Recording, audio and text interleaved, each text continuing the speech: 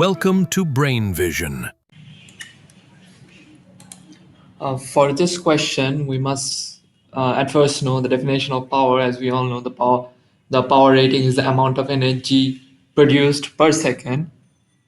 So that is P equals to joule, which is energy per second.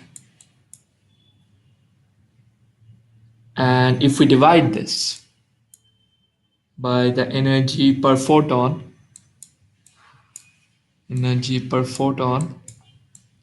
so we can get that it equals to number of photons per second.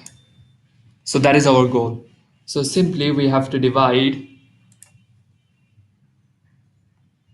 power by energy of photons to get n, which is the number of photons per second.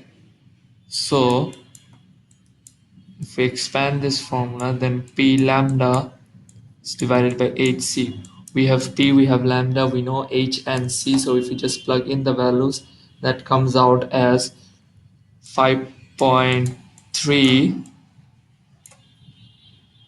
into 10 to the power 26 photons per second.